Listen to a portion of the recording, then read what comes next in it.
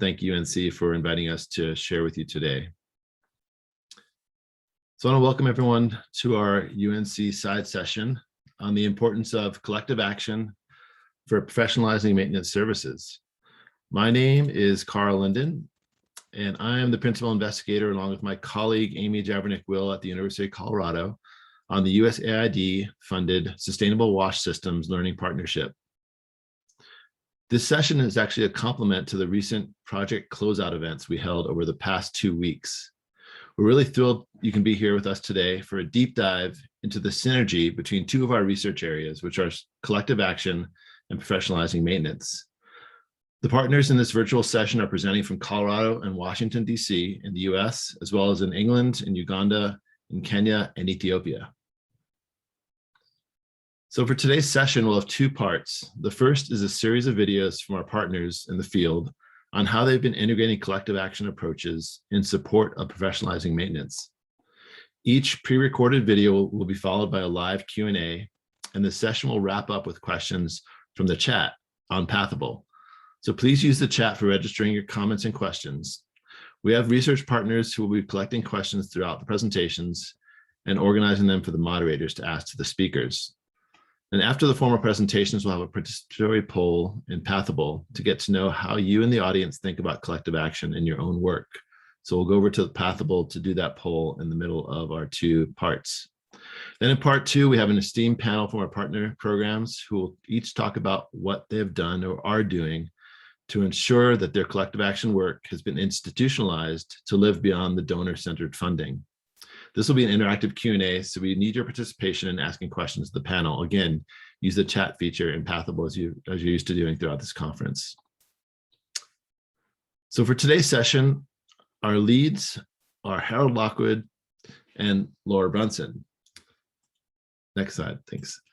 Harold is the director of the UK consulting firm AgroConsult and an international expert in water supply and sanitation, focusing on the rural subsector in areas of institutional reform and sector policy development. And he's worked across Latin America, Asia, and Africa. And Laura is the deputy director of the Millennium Water Alliance. And she holds PhDs and master degrees in environmental science and manages MWA's partner organizations with a goal toward accelerating global progress in water and water sanitation and hygiene. So now I'll hand it over to Harold.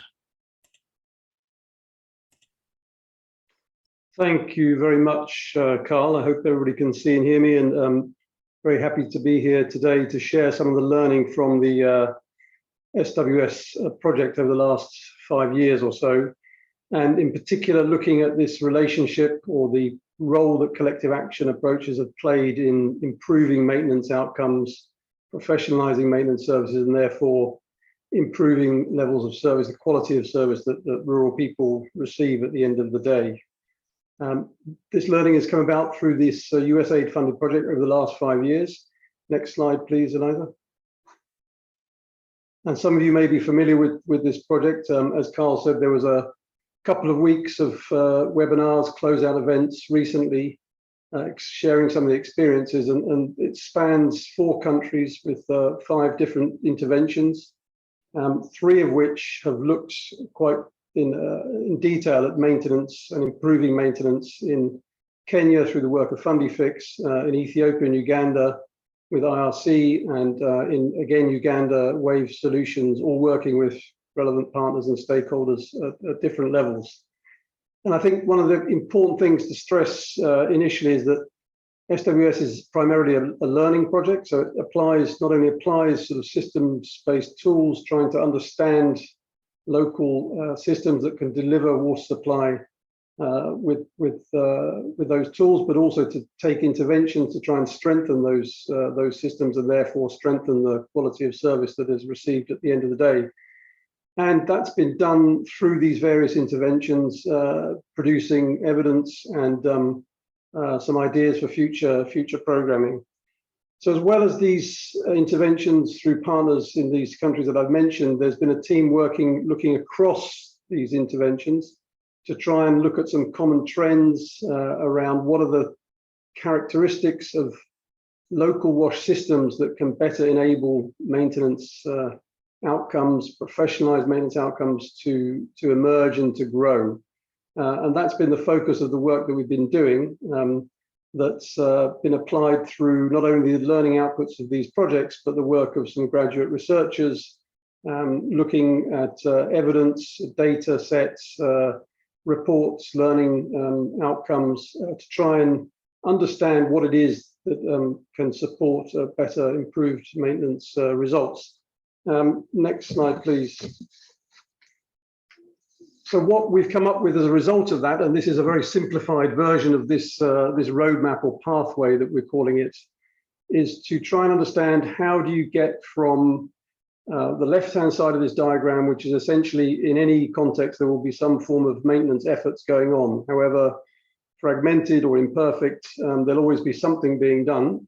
How do you move from that scenario to a viable, sort of more professionalized service operating at a sufficient level of scale with sufficient technical capacity to deliver the kind of outcomes we want? And that's essentially what this diagram represents. This will be published in a report that will be out in the next few weeks with a lot more detail. You can find information on this at the SWS website. But basically what the big learning or the takeaway from our studying these system characteristics is that, as well as what we might expect in terms of sound institutional arrangements, regulatory frameworks, and particularly transparency over financing, you know, what are the costs of delivering professionalized maintenance and how do you meet those costs, which are all fairly predictable. What we found was, in every case, the key role that accountability plays, that is to say, creating the space and the platforms, the processes to allow stakeholders to come together and to discuss and understand, perhaps overcome perceptions about, for example, private sector involvement, and to have the space to dialogue and to work through those. And collective action is a key part of that, that accountability element. So it's really important across all of the partner interventions that we've been looking at. Next slide, please. So collective action, what really is it? And this is the theory, the very high level theory of it. And this is a slide which has been developed by colleagues on SWS who looked a lot more deeply at this. And again, you can find out more by visiting the website, so which holds a lot of resources. But essentially, it speaks to a process that brings together stakeholders and which understands that delivery of water, maintaining water supply schemes and infrastructure is inherently complex and requires collaboration amongst actors, that they can gather round and aim for a common outcome, a common vision of what they want to see evolved, and hold each other accountable. So essentially, it's around that process of allowing a mechanism for that accountability and working together in a collaborative way. So that's the theory. If we move on and we'll start to look at the practice of this. Next slide, please, Nigel. So in practice, the partners of SWS have been working with these kind of collective action processes. We have Whave Solutions in Uganda, Fundifix in Kenya, both of which take a more, let's say, business type approach to maintenance and improving maintenance, both social enterprises. And in Ethiopia and Uganda, IRC working on a more government-led approaches to strengthen maintenance services. Now, all of them are using, in one form or another, different types of collective action processes. They're termed different things: learning alliances by IRC, the Wash Fora in Kenya, and public-private partnership meetings. But essentially, they all are learning types of platforms which bring stakeholders together. And the last important thing to mention is that they not only look at collective action at the local level, but there are linkages vertically with national level processes. In Kenya, it's more at the county level, which is where devolved responsibility sits. So it's important to understand that these collective action processes have vertical linkages as well as horizontal ones. What we're going to do now is move to hearing from each one of these in turn. And we got a little pre-prepared video presentations to play you, and we'll hear them in the same order that you see them now. And after each one, we'll have a chance to ask questions, give reflections back to a representative of each one of these initiatives. So please put in any questions you might have, any reflections, things that you might want more detail on in the Pathable platform. As Carl said, we'll be monitoring that. And then after each of these clips, we will come to your questions and comments. So if we can start, please, Eliza, with the video from Whave Solutions in Uganda. Greetings, my name is William Obore. I work for Whave Solutions and I am the Service Area Manager in the Karamoja region. Thank you so much for this opportunity. I am happy to share with you a collective action case study of the work that Whave is doing in Uganda and Uganda's new operation and maintenance system. In this presentation, I will cover the following topics. First, I will present the new operation and maintenance policy in Uganda, which was written and published through very extensive collective action between the national government, the local governments, and the private organizations working in the sector. Also, I will share concrete examples of collective action at the local level. Second, I will present evidence from Whave to demonstrate how our work as a professional maintenance utility is very successful from many collective action approaches. Finally, I will share with you some publications that Whave has issued recently. In Uganda, we have a very big problem which affects more than 60% of the population. This equals 25 million people who are dependent on hand pumps. These hand pumps have very poor functionality and are not reliable. At Whave, we are a maintenance utility and our responsibility is to make sure that these hand pumps are working every day. It is important to mention that we are fully committed to transformation to piped systems for everybody. However, with the rising population and hydrogeology, we expect that 25 million people will continue to be dependent on hand pumps decades into the future. The really good news on rural water is the Ugandan government has issued this new national policy for operation and maintenance. If it is implemented fully, we will accomplish this. 25 million people will have safe water every day.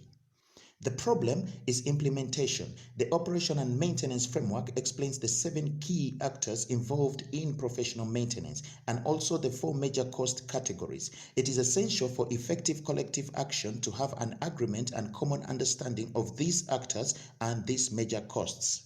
There are 7 key actors for professional maintenance in Uganda, as shown on the slide. These actors have contractual arrangements to describe their roles and their responsibilities. For example, there needs to be a performance contract between the local government and the appointed maintenance utility or area service provider. This maintenance utility has contracts with rural communities which specify the obligation of both parties. This includes that the rural communities pay an affordable tariff for the maintenance services of the utility. The pre-works maintenance procedure or PMP is also a very important contractual arrangement which I will describe later in my presentation. The 4 major costs include 2 non-recurrent costs and 2 recurrent costs. First, the 2 non-recurrent costs are infrastructure investment and system investment as shown on the slide. You can see that the system investment cost is divided into 3 categories. The scaling cost is paid by the growth subsidy and the promotional pricing cost is paid by the discount subsidy. Our research has shown how to calculate the full amounts of these subsidies in a period of 10 years for a maintenance utility to reach economic scale or to break even. This is shown on the chart on the right-hand side. Then the second recurrent cost are the maintenance service cost and the enabling service cost. At the local level, Whave has been involved in many collective action approaches. Through these approaches, Whave is performing better and reaching superior results as a maintenance utility within the Ugandan context. For example, the preventive maintenance agreements between the maintenance utility and the rural communities has led to a big shift in accountability. By paying for rural water services to the maintenance utility, rural communities understand that the continuous functionality and immediate breakdown response is the responsibility of the utility. Communities are calling the maintenance utility using a toll-free line whenever there is a breakdown, as they would do for other utilities. In addition, 2 other collective action approaches are the public-private partnership or PPP reviews and NGO coordination, which I will now present in more details. The PPP Reviews is a platform for accountability between the key actors involved in O&M of rural water. We call these reviews the multi-stakeholders performance reviews. As shown on the slide, the M&E function is crucial to organize and chair these reviews. These reviews are happening on a quarterly basis at sub-county and district levels. At local level, NGO coordination is done through the Pre-Works Maintenance Protocol, or PMP. This protocol for coordination is issued by local governments to the WASH NGOs, the maintenance utility, and the infrastructure investors to guide on the steps required for any new constructions or rehabilitations of water points. In Uganda, 5 district governments have already instituted this coordinated infrastructure and maintenance procedure. This shows concrete evidence on collective action so far. At Whave, we have collected extensive evidence of the success of collective action. This map shows the 4 service areas where Whave works, which include 10 districts in which Whave has signed formal performance contracts. We currently serve over 760 water points with reliable functionality assurance. This reaches more than 260,000 people.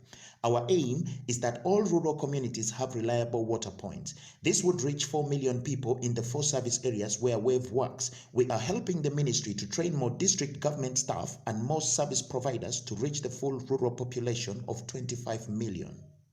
The collective action approaches used by Whave are leading to consistent success in regard to the national KPIs. The ministry requires maintenance utilities to achieve high functionality rates.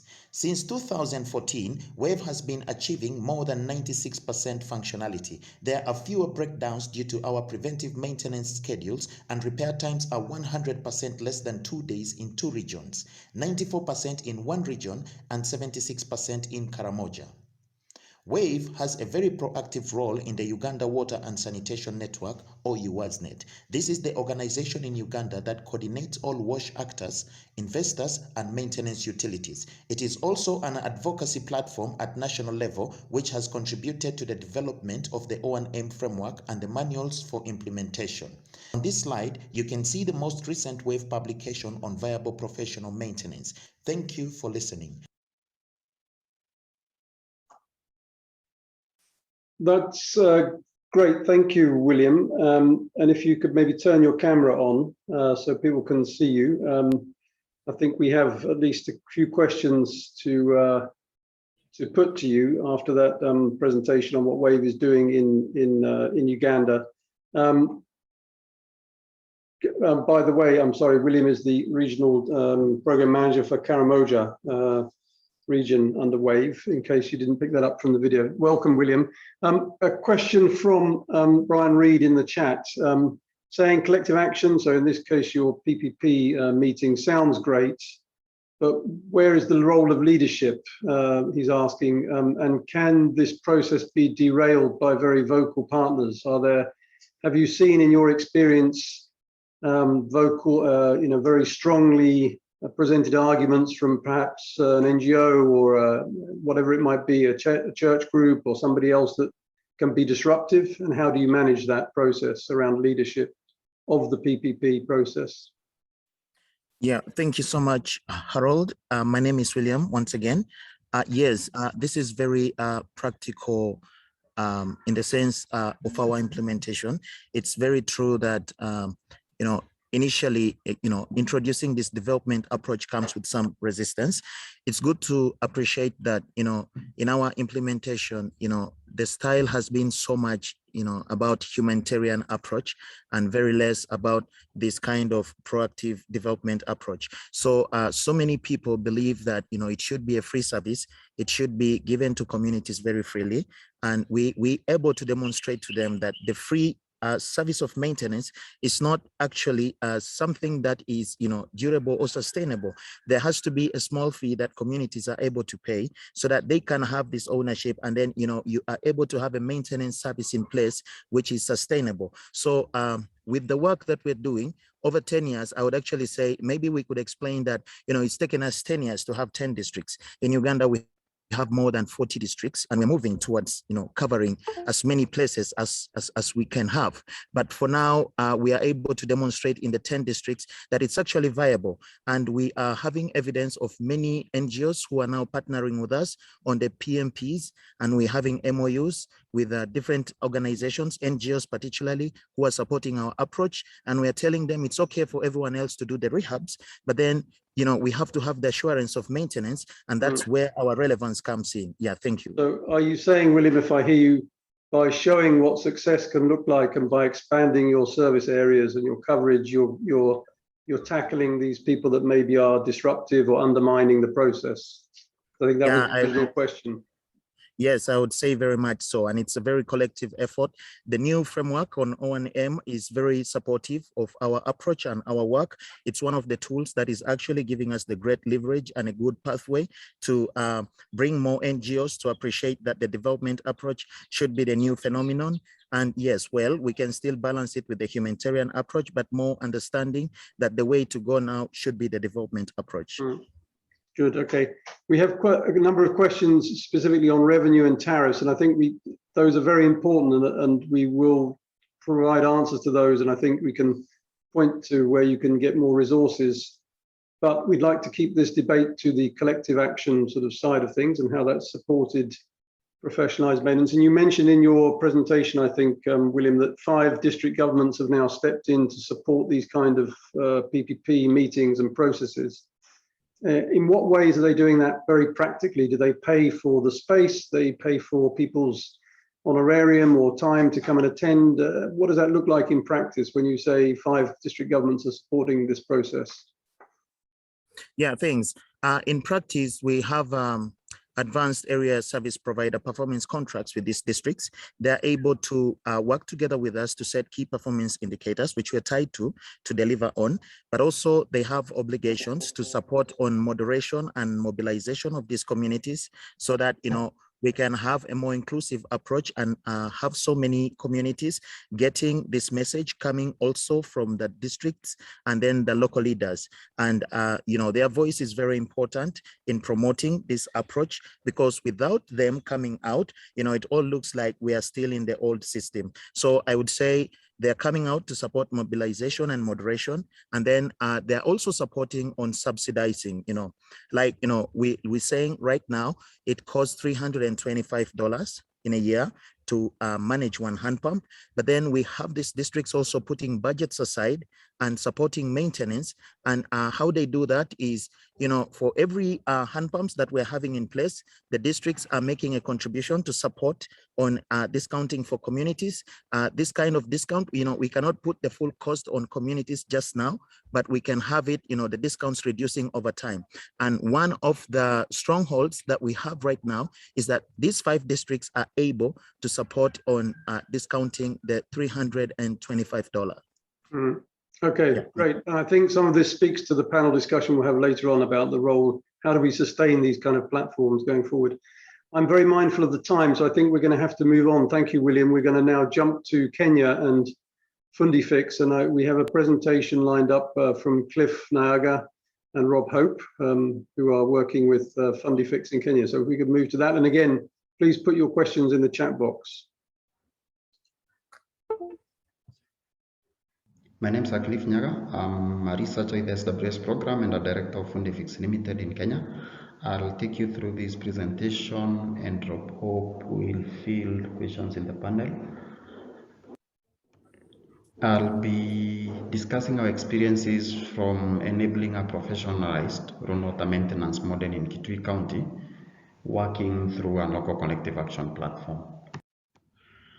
Kitui County has a population of 1.2 million people, and most of them are rural. This population relies on more than 3,000 water points for their drinking needs. However, functionality is a key challenge, with up to 40% of the water points not working. Our work in Kenya sought to demonstrate a professionalized maintenance model by the name Fundifix to create an enabling environment for scale-up of similar enterprises. On the water policy context in Kenya, access to water is a constitutional right in Kenya since 2010, and this responsibility is decentralized to each of the 47 county governments in Kenya. County governments are therefore expected to develop their own strategies and policies for ensuring universal access to water service. Nationally, the sector is also guided by the Water Act, and at the county level, county governments are expected to align their policies to the national policy framework. The work on showcasing a professionalized maintenance model in Kitui began way back in 2012-2013 with the establishment of Fundifix, a company that provides a repair service to communities and institutions with guaranteed repair time of 3 days for hand pumps and 5 days for pipe systems. The work evolved to establishment of a Water Services Maintenance Trust Fund in 2016, which provides a funding mechanism in the form of results-based funding to enterprises like Fundifix. The Kitui Wash Forum was established by UNICEF in 2016 and is held quarterly, and the goal of establishing the Wash Forum was to coordinate wash actors for improved planning and sustainability of services. The forum is comprised of private sector, academia, communities, NGOs, national and county government institutions, and we've seen participation of up to 63 actors during the SWS period. One thing to highlight, however, is that the forum started as an informal gathering with a very strong focus on activities and infrastructure as opposed to water service quality and delivery. So our work through SWS focused on elevating the profile of rural water sustainability and more specifically the profile of rural water maintenance, working through the WASH Forum to influence debate and build consensus. So we did this first by bringing on board new evidence on countywide water service quality or water service access. This included SWS-supported analysis such as community water facilities audits, schools water facilities audits, among others.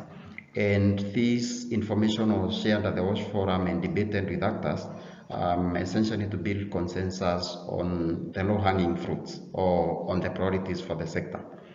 On the other hand, we've continually shared Fundifix performance information to showcase an alternative approach to providing a reliable water service in the county. So we've consistently shared Fundifix performance in areas around repair time, for instance, the number of repairs, as well as the cost of repair service delivery to influence discussions and inform deliberations on sector sustainability. These discussions have required buying in, especially from actors, to show that Fundifix model, for instance, is adaptable and scalable. And also, they've required us to also address some of the perceptions about private sector locally, including the fact that Fundifix may not necessarily be profiting from providing a reliable water service in the county. So our work in Kitui County through the WASH Forum did not exclusively focus on maintenance, but also strengthening other administrative and governance aspects of the coalition so as to have much more structured debate for progress. Through our support, we've seen emergence of things like a standard quarterly agenda for meetings, emergence of high-level key performance indicators for tracking progress, emergence of sub-county level WASH forums, as well as establishment of a secretariat to support coordinations and logistics of the WASH forum. Some of the observed immediate responses with respect to maintenance following our engagement with the Kitui Wash Forum included sub-county water offices conducting maintenance campaigns to improve functionality in their respective areas because evidence showed that they were lagging behind. We also saw a government agency that primarily focuses on infrastructure, investing in repair and maintenance programs. One of the NGOs reported that they had resolved to remain present in the communities where they invest so as to guarantee functionality of the investment and avoid the reputation risks that comes with broken systems. Much more recently, a big donor has initiated a sustainability review program to check on their past water investments and understand the key drivers of non-functionality and sustainability issues. From Fundifix operations side, we received spare parts, for instance, from a local NGO. We also saw linkage of individual schemes, community schemes, to Fundifix for repair service immediately after installation or after rehabilitation by local actors. One of the long-term responses that we saw from engagement to the WASH Forum was the demand for a water policy reform in the county, and this led to a new development of a county water bill to essentially guide sector in the service delivery for many years to come. So the bill provides enabling environment for professionalized maintenance, including factors such as coordination, funding of services, contracting of service providers, monitoring, as well as exclusivity of service areas for enterprises like Fundifix, which is key for performance. To conclude, the Kitui WASH Forum will continue to operate and to deliberate sector issues, and that's based on the fact that the governance structures are already in place for WASH Forum continuation. The funding of the forum has also started to transition from UNICEF to the Kitui County government, while the County Water Bill, which is at the County Assembly, aims to formally recognize and institutionalize the Kitui WASH Forum and provide for its funding and clear roles and responsibilities. Thank you. Great. That was a very comprehensive overview of what is being done in Kenya with Fundifix and the development of the WASH Fora.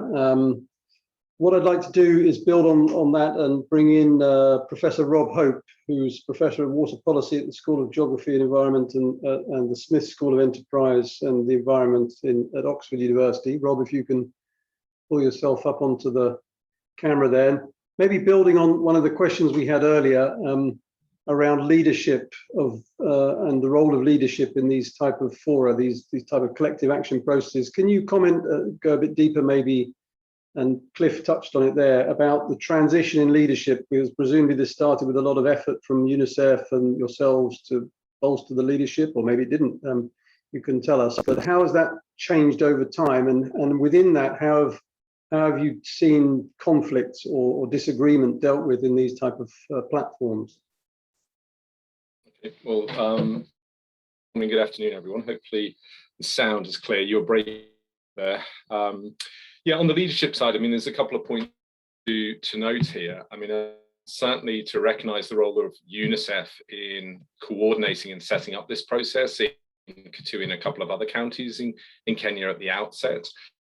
UNICEF played, in my view, sort of quite a pivotal role in long-term relationships with government at multiple levels. They were a trusted partner, and they also provide funding, not only in the WASH sector, education, credibility and legitimacy, which some actors don't have at the same sort of level. So they were quite pivotal in terms of promote as an approach and setting it up and getting it going. Described there in one of those busy diagrams, there's been quite a lot going on in the policy context. The shift to county governments in 2013 and this decentralization process. And so you've had quite young political bodies with county coming in 2013. So we're at the end of the second cycle. And so they've been trying to think through how they take responsibility for this, which is legally structured in the 2016 Water Act. So that's been a process of them finding their feet to and looking for partnerships with people, which is where I think SWS played quite a critical role in sort of looking at this collective action issue and looking at how we can document it a bit further. I can pause there, Harold, to expand.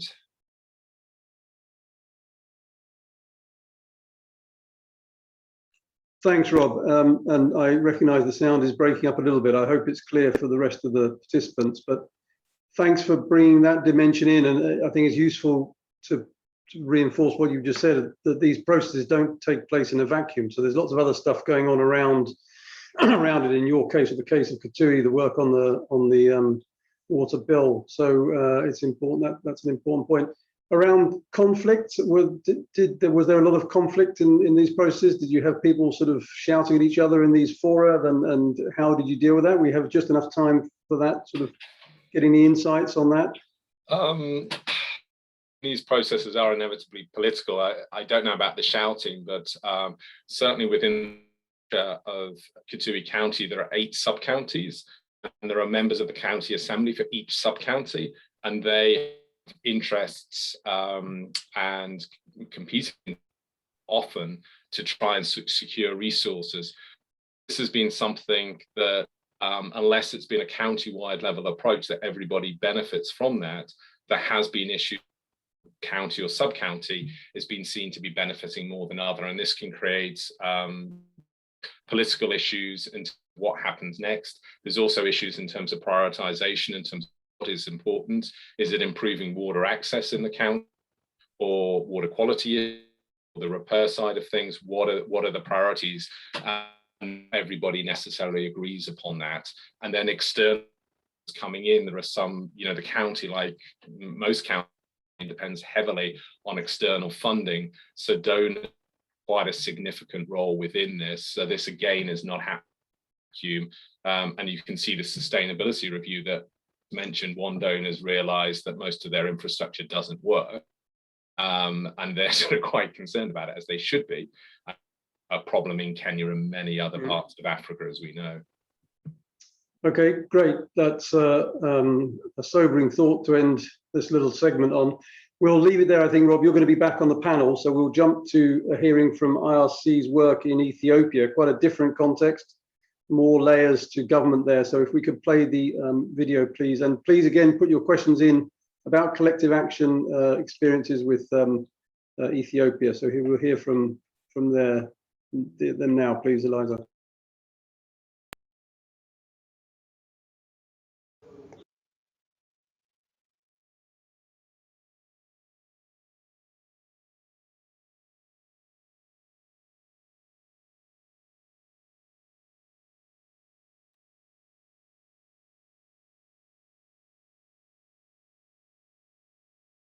Mr. Makonta from IRC Wash, Ethiopia.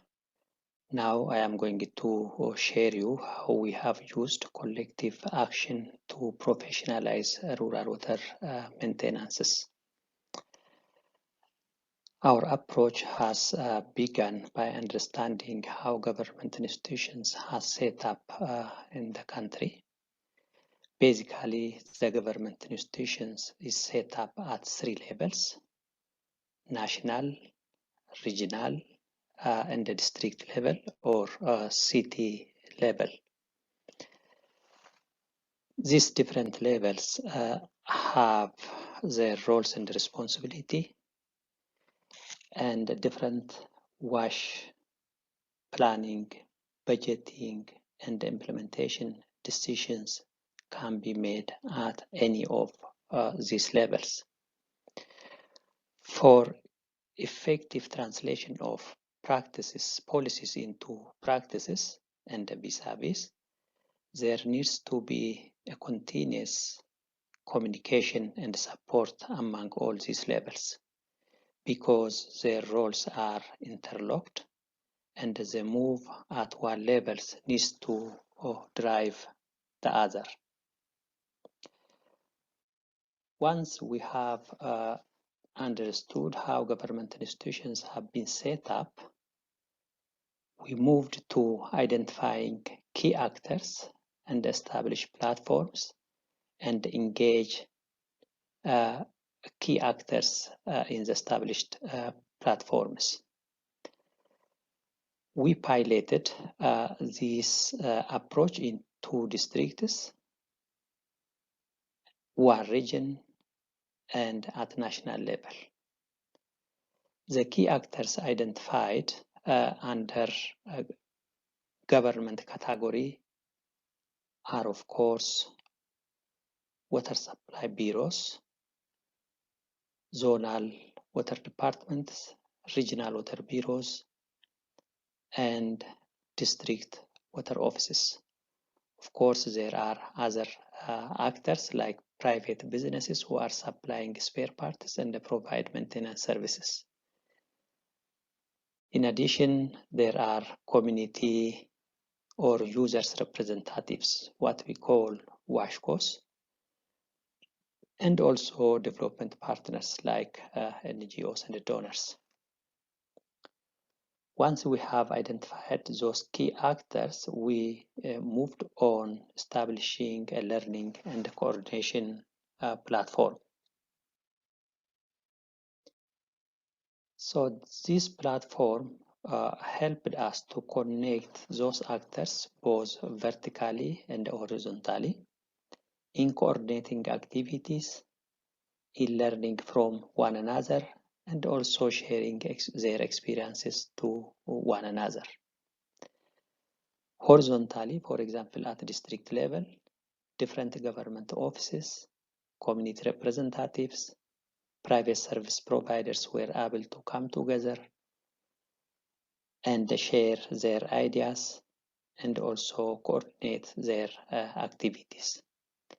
Vertically, this is about linking the national level to regional, the regional to district level, especially in familiarizing policies, and from district through region to national level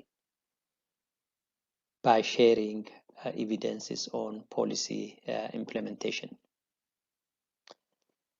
We have used in-person platforms where actors could come together on quarterly basis, and also virtual or Telegram groups where actors could continuously communicate and interact one another.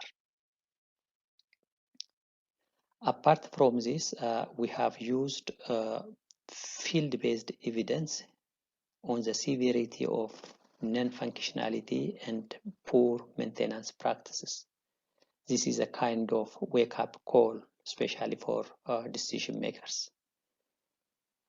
And also we have used policy dialogues and experience sharing with peer countries or with other countries, and also within a country. In addition, we have used a continuous and consistent messaging to keep all actors up to date. By doing all this, we could improve attention to professionalized maintenance at different levels. And also we could improve complementarity through coordinating activities, because professionalized maintenance has different aspects. For example, about engaging small and micro enterprises for maintenance services, and about spare parts supply, and also about legalizing WASHCOs, who are community representatives who can procure services and the products by their own once they are legalized. Beyond that, we could encourage multiple initiatives for learning and sharing. And furthermore, we could use all these experiences as an input to policy revision, harmonizing guidelines and the manuals for professionalized maintenance. Thank you.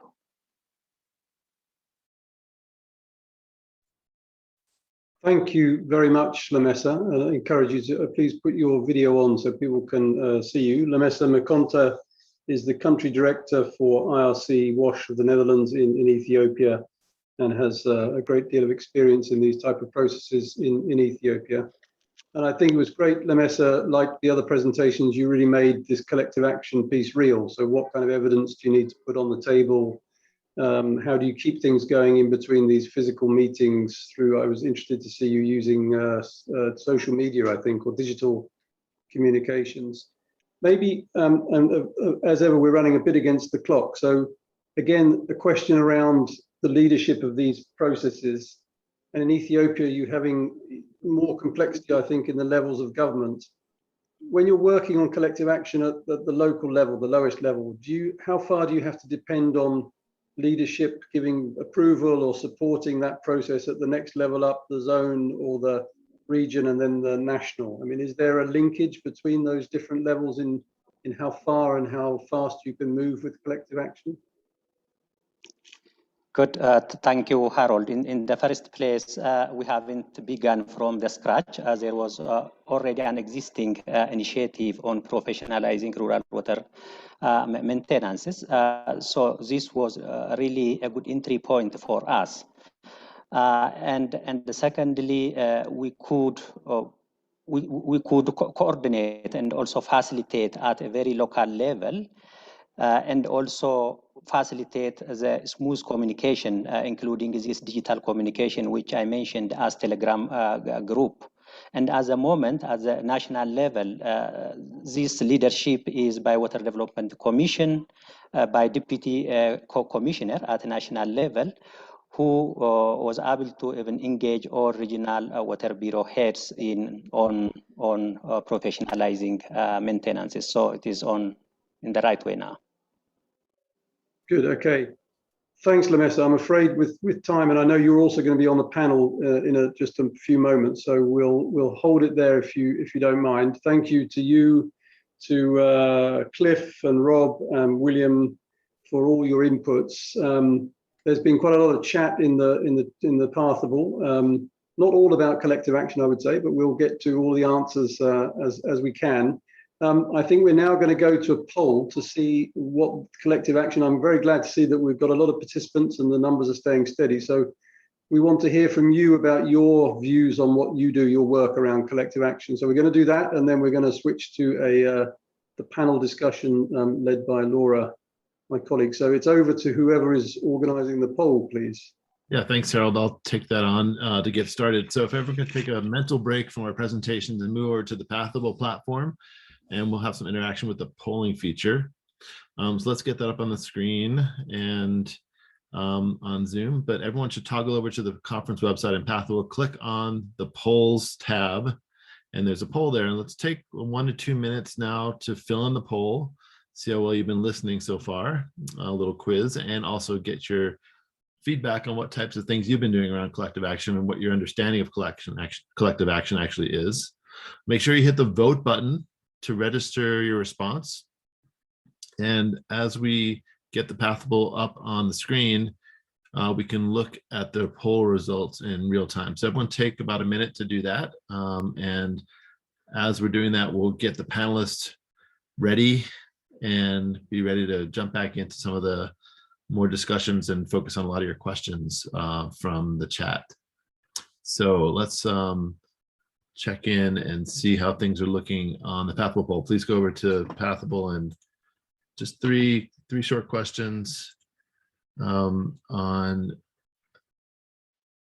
what you think about collective action, how you've been using it in your programs, and how do you refer to collective action? What kind of words do you use? A lot of people call it different things. So, hey, Kimmy, how's things looking over on the poll side? Yeah, so it looks like we're getting a lot of responses here. We're sharing the screen with the first question, which is the following are important aspects of a collective action approach. If you remember before the panel, we had a slide with a diagram of some fishes swimming in various directions, and talked through some of the definition that SWS has come up with for collective action. And, a lot of these are important components. And it looks like a lot of people are voting for, it's important for members to clarify responsibilities and hold each other accountable for actions. Sector stakeholders should be regularly convening and taking joint actions to address those shared problems related to professionalized maintenance. We're getting a little bit fewer responses on whether collective action is required for setting up professionalized maintenance platforms. If you go back to the first tab, that green bar there is a little bit lower, which is interesting. I think it would be great to hear from the panelists. We have seen lots of approaches to professionalized maintenance, only some of which include collective action as a way to set up. This was a little bit of not a trick, but it would be interesting. We thought it would be interesting to see how many people thought it was required. And that'd be a great topic for conversation. Let's go over to the second result or the second question. Do you use collective action in your program? So thanks for everyone who attended this and have, we would have been intrigued to see if anyone had not used collective action in their programs. And it looks like most people are either using it or are using it, but some might not be calling it collective action. So let's go to the third result and hear what type of or how you typically refer to collective action work. So it looks like multi-stakeholder partnerships is one of the most popular with 40%, with shortly followed by collaborative approaches. So just, maybe some more broad terms related to the ideas of collective action, but maybe not just using those exact words. So thanks so much for everyone who participated in this poll and all. You're still welcome to fill out the poll if you haven't yet. We'd love to hear your response. But otherwise, we'll just move on to the part 2 of today's session and hand it over to Laura to describe the focus of this next part of our session and introduce our panel. Great, thank you, Kimmy. And thanks to everyone for the really engaging session so far. We'd now like to move into the second phase, building on what we've heard from Lamesa, William, Cliff, and Rob. We're now going to talk in a little bit more detail with you as participants working on addressing some of your questions, and also with a couple of experts on our panel to discuss how you really incentivize collective action approaches to be sustained locally outside of or beyond external funders once a program is finished. So we really want to think about how do these initiatives get institutionalized beyond limited time donor funding. So we're going to start first with a couple of brief remarks from our speakers and then move into discussion. So please do continue to keep putting your great questions in the Pathable chat, and our colleagues Caleb and Kimmy are going to be helping us to pull questions for those for the discussion. So I'd now like to introduce our panel speakers very briefly. Jane Nabunya is the country director for IRC Uganda. Rob Hope, who we heard from earlier, is a professor of water policy at the University of Oxford, and William Obore is the regional program manager for Whave in Uganda. So I'll start with each of our speakers just 2 to 3 minutes, if you would please. Tell us a little bit about how the collective action approach that you worked on for professionalized maintenance services will be sustained beyond the current program and funding sources that you have.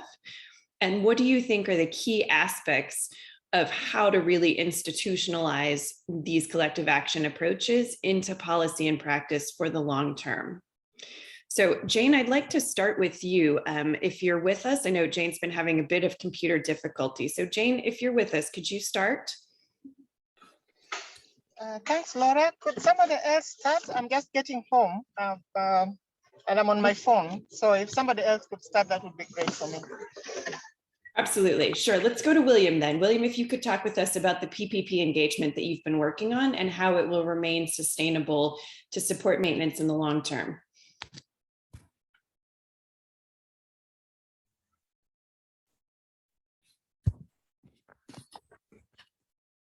Yeah, sure. Thanks. Yeah. Well, about the PPP review of Whave, I would say that, sustainably right now, our focus is on getting the districts, the local governments to very much support this approach through, the mobilization and moderation that is coming from them to create a more, an expansive advocacy platform to get, so many of our communities to appreciate that it's a government program and way forward going into the future. And right now, I would say that, Whave so much is working with the different governments to promote the O&M framework, which is already underway. And our efforts right now are to popularize it. And we're working towards this using the different forums, the platforms and coordination opportunities that we have with the governments. Great, thanks, William. So it sounds like a lot of work with government and advocacy. Yeah, sure. Okay, so then let's go to Rob to talk a little bit about the WASH fora that you've been working on in Kenya. Yeah, sure. Thanks, Laura. I mean, my perspective on this, there's a couple of areas that I considering that interlink. One is the sort of value of these events, going to fund it, and the ownership of them going forward. I think the value position is a key thing in terms of sustainability and that local ownership side to funding. So one of the questions that came up in the pathways was, doing these audits, what's the point of them, etc. So I think from the county government, it was quite useful to know what infrastructure they had, because it had been a national prior to the county government, so they didn't know what types of pipe infrastructure, storage dams, hand pumps, etc. So that was useful for them to understand it. Also put them in a good position for a World Bank program on solar pipe systems, where there was need to have good information documentation what was there originally. So that was helpful. And it's also helped them think through the WASH forum when they're looking, monitoring and allocation. They've got a basis to understand where infrastructure is. So when an NGO or a project comes in and they want to put something somewhere, as I've mentioned, the members of the assembly all will put up their hand and sort of say, we don't have sufficient, and it ends up being a political game. Got some objective level of information, you can sort of say, well, hang on a second, look at the infrastructure distribution, you can see areas of greater need or marginal. So that's been helpful. I think on the ownership side, this is one in terms of sustainability, which isn't clear to me going forward. I think UNICEF have played a critical role within projects. We've provided some very limited funding, to be honest, in terms of what that looks like, but building that local ownership, a question mark in my view. The county bill has provision to fund these events going forward, and I think there's support for that in general terms, but that needs to be solidified in the future. And that funding side, they're not expensive to run. We have for a year quarterly. They're not that expensive, but you need that sort of local. And it came up in one of the comments in the chat box as well. How is that going to be done? It is ring fenced in water bill, but whether that comes to pass or not, there are all sorts of public issues with it. So I think there's a question up there at the moment in terms of what that would be. I'd certainly say there is demand, the local partners, the stakeholders, I think, with them and now get a lot of value out of them, and they've developed a platform that they find as useful, which is great. But how that will be funded in the future is a question mark. There's a pathway, but there's not a clear answer. That's really helpful, Rob, and I appreciate your frankness in the fact that not all of the answers are clear at this point. And you make a really good point, Rob. It's one of the things that came out to me also as we were preparing for this session, was this idea that government ownership is really, really important, and everybody's working on that. But there's also this aspect of funding. And not only how does it happen that government says they're going to fund it or it gets put in a policy, but then how does that really get operationalized in the long term? Seems to be a question that's still quite prevalent. Jane, are you available now? Can we go to you for 2 to 3 minutes of comment? Yeah. Yes, Laura, I finally made it. Good evening, everyone. Thank you, Laura. Thank you for the opportunity. Quickly from Uganda, we've been working on this project in Kabarole district in Southwest Uganda. IRC has been in that district for a while, for some years. And the Learning Alliance that we used as the tool for collective action it's still there, it will continue being there, is the District Wash Task Team. And the District Wash Task Team was there even before the project started.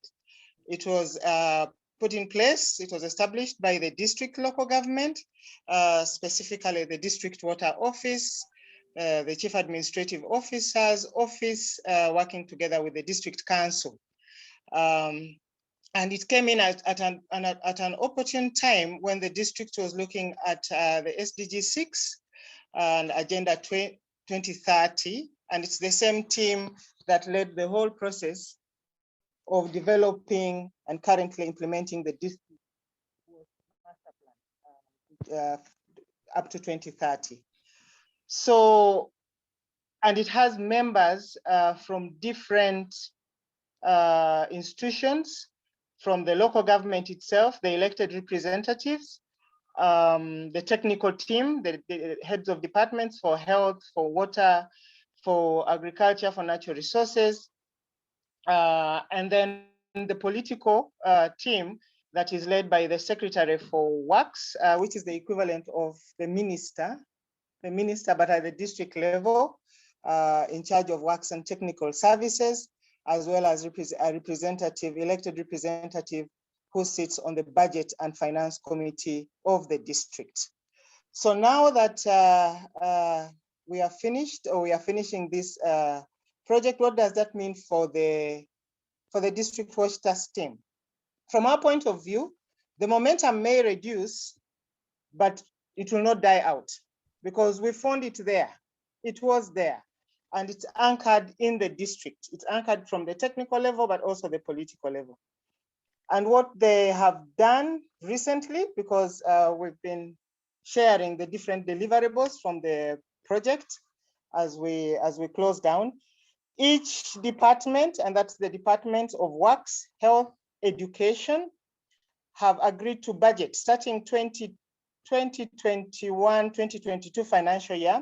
Will budget for the learning activities, for the collective action activities in their respective departmental budgets.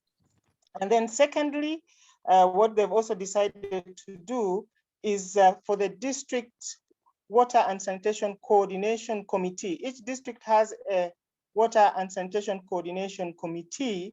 They've agreed with the last quarterly meeting to include funding for the wash task team, for the district wash task team, because it's like an advocacy platform. It's a learning platform that is pushing SDG 6 agenda up to the end. It's the one that is really running with the implementation of the water and sanitation and hygiene and environment issues that are passed and approved by the district council.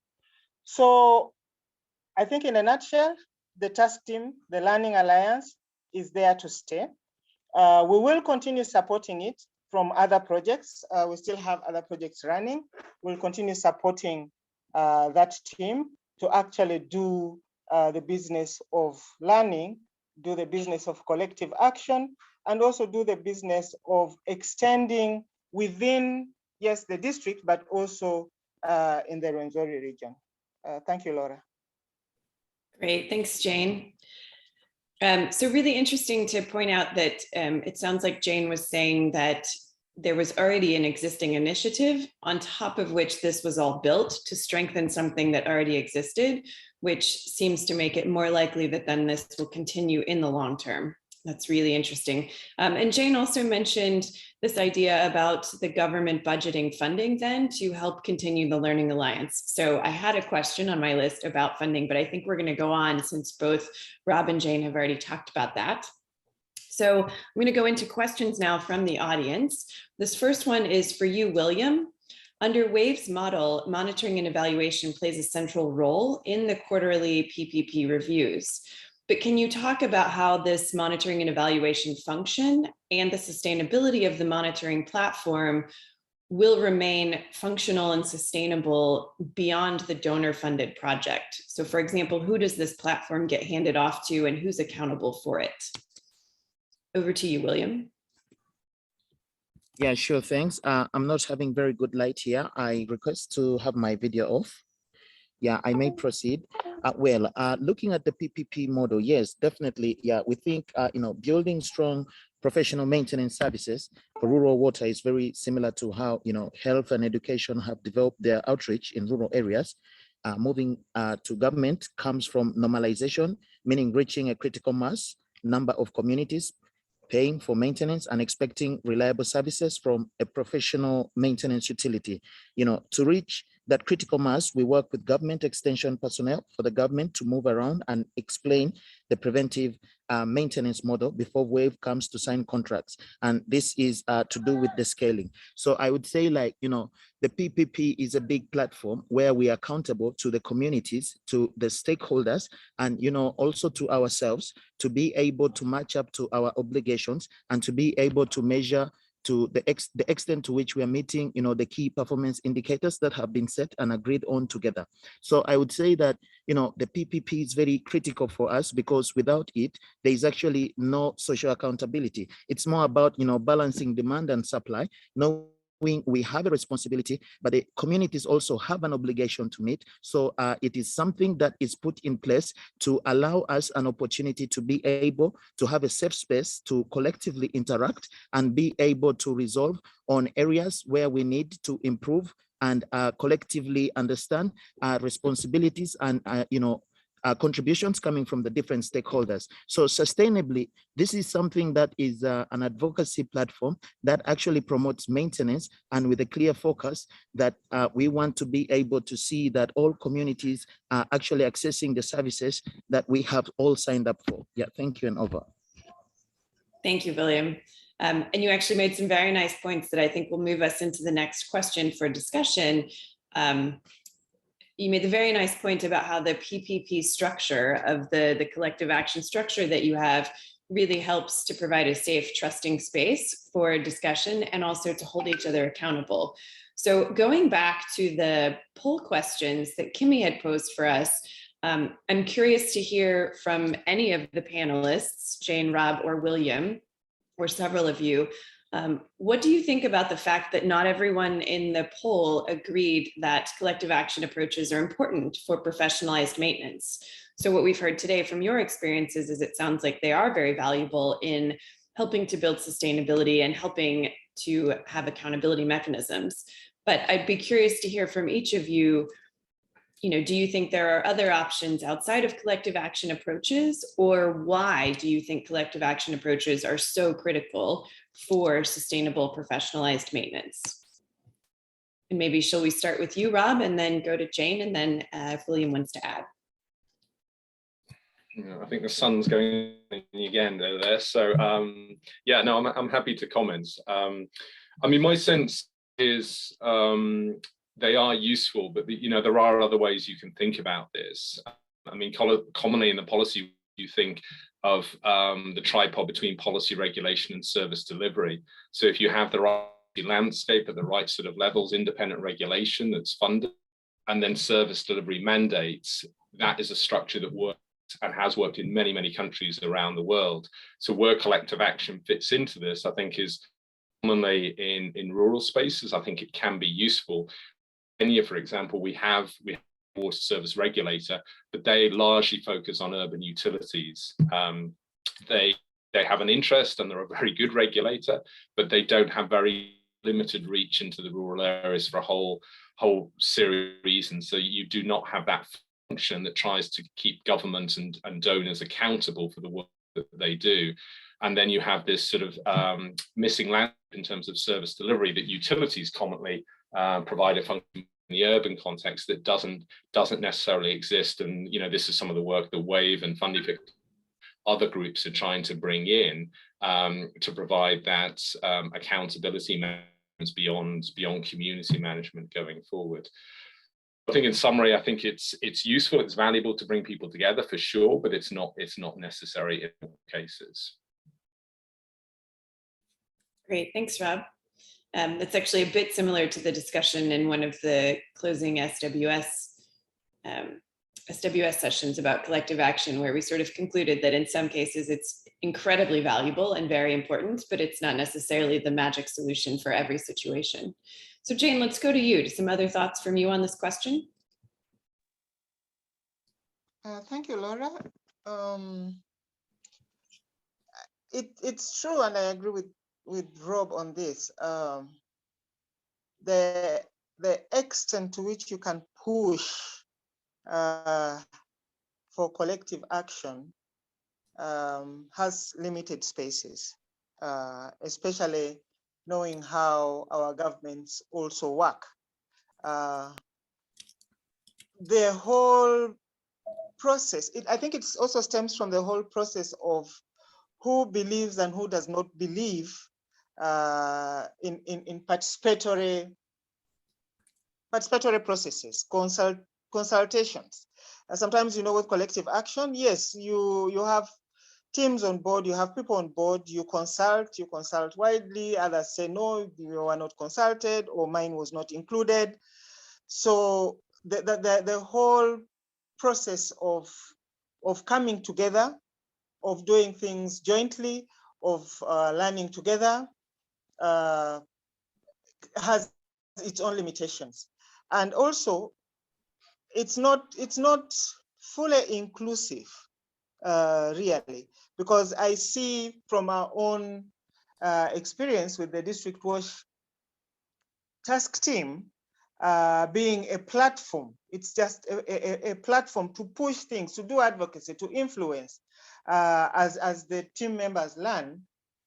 How do you escalate that to ensure that it links up with the national level discourse and discussions and dialogues at that level? How are the other parties that should be on board fully involved? And I'll give an example here. In where we work, we have a kingdom, Toro Kingdom. It's strong. We have the Mountains of the Moon University. We have very strong private sector financial institutions.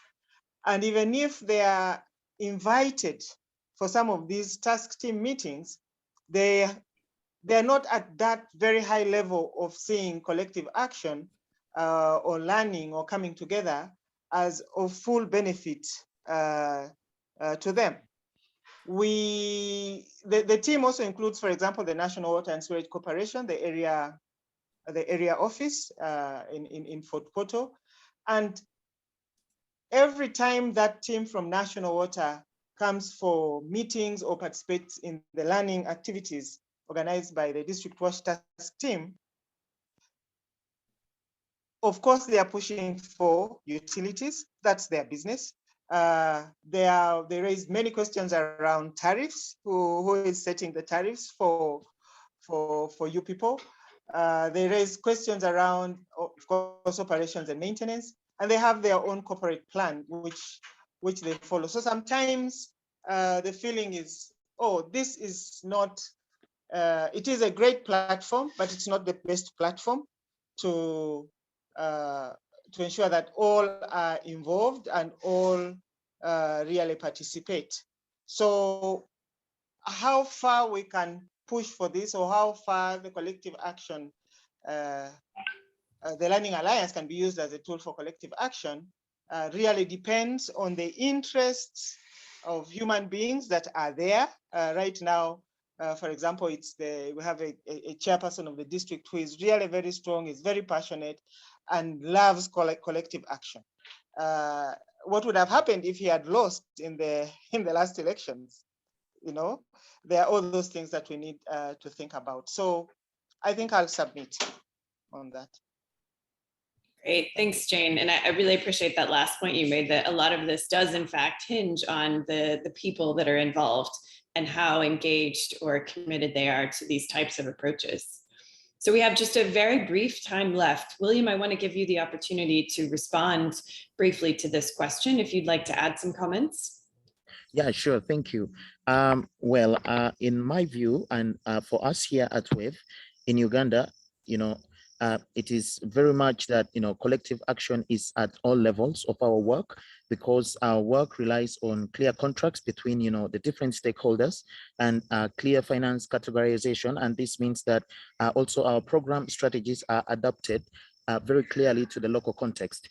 I would also say that, when we talk about collective action, the comparative advantage we have here in Uganda is that we have already a very good step forward from the national government. That's the Ministry of Water and Environment, and that is the operation and maintenance, framework, which guides our work as stakeholders in the wash sector. And, this framework very much pronounces collective action. When you read through it, we're talking about the water boards, we're talking about the communities, it's talking about the area service providers, the maintenance utilities, and then there is government himself, and then there is the M&E facilitators. So very collectively, this framework appreciates that, for us to achieve functionality, we have all stakeholders coming together to contribute towards it. But then we have just to, I want to agree with Jane and Rob that it's not an easy thing to bring, all stakeholders together.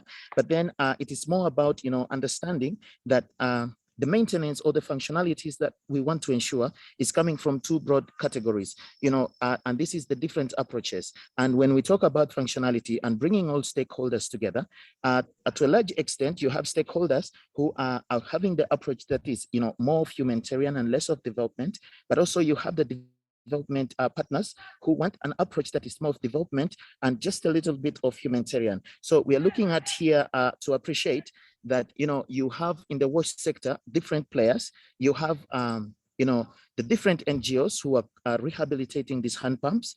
You have the government who is constructing new hand pumps, but then you also have the maintenance utilities who are providing the maintenance service. So in a way, all these have to be put together. So it is about, appreciating the contribution of every stakeholder towards achieving maintenance. So much as it's a challenge, it is something that we are facing, and we're standing up to it to say that, it's a good way forward. And we have this framework that guides our work. And we are happy to say that, collective action, in my view, and for us at Whave, it's actually the way to go. Yeah, thank you, and over. Thank you, William. And that seems like a very nice way to conclude this panel discussion with this idea that there are a lot of actors that each have different priorities and different strengths that they bring to the table, but that collective action can really add a lot of value in the right circumstance. So I'd like to thank Jane, Rob, and William for your contributions. And now I will turn it back over to Harold. Thanks a lot, Laura. And it seems like a long time ago that we started this session. I think we've covered a lot of ground in the last 90 minutes or so. And perhaps just to wrap up and pull together some thoughts from those presentations about what collective action looks like in relation to maintenance, and then this panel discussion. And I think one thing is very clear to me is that government sits at the heart of all this. We can't really push forward on this agenda without governments being an active player and also seeing the value of this to improve their planning, improve investments, improve service delivery. So there's got to be positive outcomes and a reason for government to be involved. Looking at the sustaining these type of mechanisms and processes, it seems that there are three things that are really important that came out of the discussions, the panel, and some of the questions and answers there. One is obviously money, and that's I think probably on one hand the simplest part of the equation. It does take some money, but not huge amounts, and I think that can be found. And increasingly, we saw some examples of where that's being pulled out of public budgets, which is encouraging, so that governments see the value of these processes. But it also takes political sort of a demand and a push, and we saw several examples of where this is coming from the bottom up, so upward accountability from communities, from perhaps lower level politicians to push these kind of processes. And thirdly, very much is around the leadership element of it. And I think, we saw from the example that Jane put down about the District Water Sanitation Task Team in Uganda and IRC's experience there, that you need that technocratic and political leadership to push these processes. But above all, there's got to be a demonstrable value to continuing to invest in collective action processes and really going back to the origin of this session, for us, linking those efforts to improve maintenance outcomes. That's where the rubber hits the road. If you can show that through these processes that you can support better maintenance outcomes, I think that's the win-win sort of scenario.